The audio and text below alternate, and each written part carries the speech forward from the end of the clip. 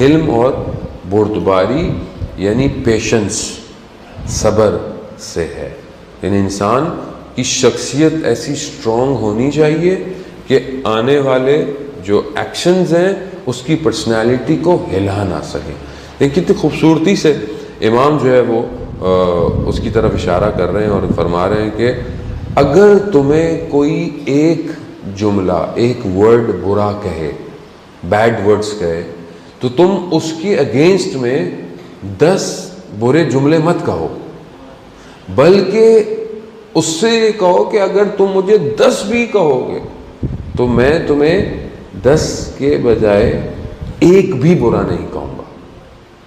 یعنی وہ عام زندگی میں کیا ہے کہ کوئی کسی کو برا والا کہہ دے تو وہ ایک کے بجائے وہ کہتا ہے میں تمہیں بتاتا ہوں تم یہ تم وہ، یعنی وہ ایک بولتا ہے انسان ادھر شروع ہو جاتا ہے.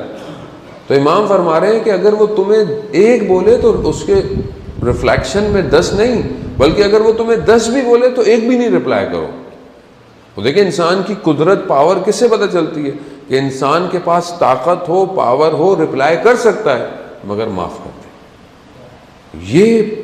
یہ چیز بلڈ کرنی، اور یہ اتنا آسان نہیں ہے، یہ بہت مشکل ہے. ابھی بعض اوقات گاڑی سامنے سے یوں کر کے گزر جاتی ہے، آدمی کہتا ہے اس کو دیکھو کیا ہوا، کوئی نہیں، گزر گیا.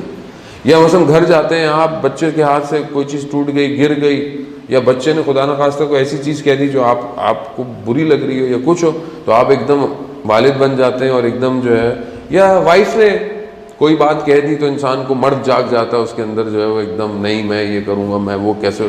خوب صبر کریں، تحمل کریں. انسان بردبار، اور وہی دیکھیں پرسنالٹیز طاقتور ہوتی ہیں جو خاموش رہتی ہیں. خاموش مراد یہ نہیں کہ انسان حق پہ بھی نہ بولے، نہ، یعنی جو اس طرح کے واقعات ہوتے ہیں اس کو پیشنس سے گزر جاتے ہیں اور خود بخود انسان کی پرسنالٹی ڈیولپ ہونا شروع ہو جاتی ہے. اگر آپ ہر بات میں، ہر چیز میں اگر آپ رپلائی کرنا شروع کر دیں گے، آپ کی شخصیت ختم ہو جائے گی، آپ کی شخصیت میں صبر نہیں رہے گا. اور یہ ہم دیکھنے میں ملتا ہے کیونکہ بہرحال لوگ ہم سے مشورہ لیتے ہیں کہ ہر بات میں غصہ آ جاتا ہے، ہر چیز میں. اس کی وجہ یہ ہے کہ ہمارے پیشنس نہیں ہے. آپ تھوڑی دیر صبر کریں، رک جائیں، ٹائم دیکھیں. کوئی بھی ایکشن جو ریئیکشن باڈی کے اوپر ہوتا ہے وہ 12 منٹس سے 14 منٹس تک ہے. یا آپ اس کو پریکٹیکل کر کے دیکھ لیں. یعنی انسان کو غصہ آتا ہے، اگر انسان 12 سے 14 منٹ، 12 سے 14 منٹس تک اگر انسان خاموش ہو جائے، جگہ بدل لے، جگہ چینج کر لے، یہ جو اندر انسان کے چیزیں اتنی زیادہ مسلز اور سٹریس اور یہ جو ہوتا ہے یہ نرو، یہ کول ڈاؤن ہو جائے گی. اس سے زیادہ نہیں ہے، چاہے وہ خوشی ہو چاہے وہ غم، یہ سب چیزوں کا تعلق ہے. خوب انسان اپنی جگہ بدل لے، انسان وضو کر لے، انسان 2 رکعت نماز پڑھ لے. کیونکہ دیکھیں زبان سے جو تیر نکلے گا نا وہ واپس نہیں آئے گا. وہ مشہور واقعہ کہ ایک شخص، ایک جوان تھا جو زبان سے لوگوں کو بہت نقصان دیا کرتا تھا، بہت زیادہ. تو اس کے والد نے بولا اب جب بھی تمہیں ایسا ہو تو تم فلانے درخت پہ چلے جانا اور وہاں جا کر ایک کیل جو ہے وہ، ایک نیل جو ہے وہ اس درخت میں لگا دینا. اور وہ جب بھی اس کو غصہ آتا تھا اس ایک ایک نیل جو ہے وہ درخت میں لگاتا گیا. ہلکے ہلکے اس کا یہ غصہ، اس کا یہ ہائپر کام ڈاؤن ہو گیا. تو اس نے اپنے والد کو بولا کہ اب میں بہتر ہو گیا ہوں، مجھے غصہ نہیں آتا. تو اس نے بولا چلو درخت کی طرف. جب وہ درخت کے پاس، ٹری کے پاس گئے تو جہاں وہ نیلز تھے تو کہا یہ سب نکالو. تو سب باہر نکالے تو پورے ٹری میں ہول تھے. کہا دیکھو منہ سے جو جملے نکلتے ہیں نا وہ آپ بعد میں معافی بھی مانگ لیں مگر دلوں میں سوراخ کر دیتے ہیں. تو انسان کوشش کرے کہ اگر انسان اس وقت صبر کر جائے تو کتنے جھگڑے نہ ہوں انسان کی زندگی میں، کتنے فساد نہ ہوں، کتنے ڈائیورس جو ہیں وہ فیملیوں میں چھوٹی سی بات پہ ہو جاتی ہیں، کوئی بات ہی نہیں ہوتی. بعد میں اگر آپ بیٹھیں ایگزامن کریں تو کوئی بات ہی نہیں تھی. کبھی کھانے پہ، کبھی اس پر، کبھی وہ میری ممی کے یہاں جانا ہے، کبھی اس نے اپنی بہن کے یہاں جانا ہے، کبھی اس پہ جانا ہے. وہ تھوڑا زندگی ایسی ہے عزیزان محترم، کبھی آپ پیشنس کریں کبھی وہ پیشنس کرے. مشہور واقعہ ہے مثنوی کا، پہلے میں کئی دفعہ پڑھ چکا ہوں، نہیں پتہ ہو سکتا ہے آپ نے نہ سنا ہوا. مولانا رومی کی مثنوی ہے، انہوں نے اس کے اندر اس کو حکایت کو بیان کیا ہے کہ ایک گاؤں تھا، ولیج تھا، اس میں ایک شخص فارمر تھا، اس کے بہت سارے سوالات تھے اس کی زمین کے بارے میں، اسپریچول نماز اور عبادت کے بارے میں. تو اس نے سنا ہوا تھا کہ برابر والے ولیج میں، گاؤں میں، جیسے یہاں آپ یہاں رہتے ہیں، آپ کے برابر کسی گاؤں کے اندر، تو وہاں پر ایک شیخ رہتا ہے کہ جو بہت اسٹرانگ ہے، اس کے پاس ساری چیزوں کے جواب ہیں. تو اس نے انتظار کیا کہ اس کی جو فصل ہے، جو گندم کرتا تھا، یہ ہٹے ہو جائے. یہ جاتا ہے اس ولیج اور جا کر پوچھتا ہے کہ یہ شیخ کہاں رہتا ہے.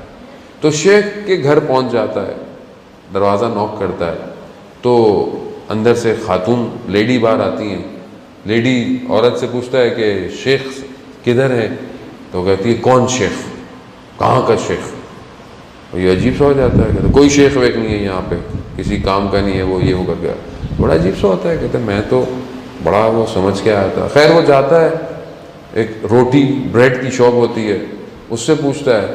تو وہ کہتا ہے ہاں شیخ جو ہے وہ اوپر گیا ہوا ہے، جنگل فارسٹ، وہ لکڑیاں وڈ لے کر آتا ہے، وہ مجھے بیچتا ہے، میرا یہ تندور چلتا ہے اور اس کا زندگی جو ہے وہ چلتی ہے. تو کہتا ہے کہاں ملے گا؟ کہا جنگلوں میں، فارسٹ میں جاؤ. جب وہ جاتا ہے تو دیکھتا ہے کہ ایک بہت ہی نازک سا شخص جو ہے وہ آ رہا ہے، اور اس کے برابر میں ایک شیر، ایک لائن آ رہا ہے، اور اس لائن کے اوپر لکڑیاں رکھی ہوئی ہیں. اب یہ گھبراتا ہے، کہتا ہے یہ شیر اور یہ. اب وہ دیکھتا ہے، بولتا ہے میں شیخ صاحب کو ڈھونڈ رہا ہوں. کہہ رہا ہاں میں ہی ہوں. کہہ رہا ہے مجھے آپ سے کچھ سوالات ہیں. کہہ رہا بیٹھ جاؤ. اب یہ بیٹھتے ہیں تو شیر بھی بیٹھ جاتا ہے. تو اس کو ڈر لگتا ہے کہ بھئی یہ شیر ہے. کہتا ہے کچھ نہیں کہے گا یہ شیر، پریشان نہیں ہو. اب یہ اپنے سوالات پوچھتا ہے، اپنی زمین کے بارے میں، اپنے چیزوں کے بارے میں، اپنی عبادت، اپنا سول، ہر چیز پوچھتا ہے. پھر کہتا ہے کہ جتنا میں آپ کے بارے میں سوچا تھا، میں نے اس سے زیادہ بہتر آپ کو پایا، مگر میری سمجھ میں نہیں آئی کہ جب میں آپ کے گھر گیا تو وہ جو گھر میں آپ کے کام کرتی ہے عورت، وہ آپ کو اتنا برا بھلا کہہ رہی تھی. تو اس نے بولا بھائی تھوڑا آپ آرام سے بات کریں، وہ میرے گھر میں کام کرنے والی نہیں ہے، وہ میری وائف ہے. میں اس کو برداشت کرتا ہوں تو جنگل کا شیر میرے آگے گھٹنے ٹیک کے بیٹھا ہوا ہے. تو یہ سب کے لیے، آپ لوگ خوش نہ ہو، یہ خواتین کے لیے بھی ہے کہ وہ آپ کو بھی برداشت کر رہی ہیں. وہ یہ دونوں کے لیے ہے، یہ وائس ورثہ ہے. ہم مرد خوش ہو جاتا ہے کہ میں عورت کو برداشت کروں، نہیں، وہ بھی تو کس شخص کو برداشت کر رہی ہوتی ہے کہ عورت آ کر اپنے گھر میں، اس کی کتنی اچھی تربیت ہوئی ہوتی ہے، وہ آ کے دیکھتی ہے، پتہ نہیں میں نے تو نہیں سوچا تھا ایسا نکلے گا. یہ عزیزان محترم یہی ہے. اسی لیے حدیث ہے، مفہوم بیان کر رہا ہوں، کہ روزے کی حالت ہے کہ بیٹا گرے تو اسے سختیوں میں پلنے دو، لیکن اگر بیٹی گرے تو فوراً اٹھا لو. کیوں؟ کیونکہ اس کا یہ نہیں پتا کل نصیب اس کا کیسا ہوگا. تو اس لیے ضروری ہے کہ بہرحال یہ ہم سب کے لیے کہ ہم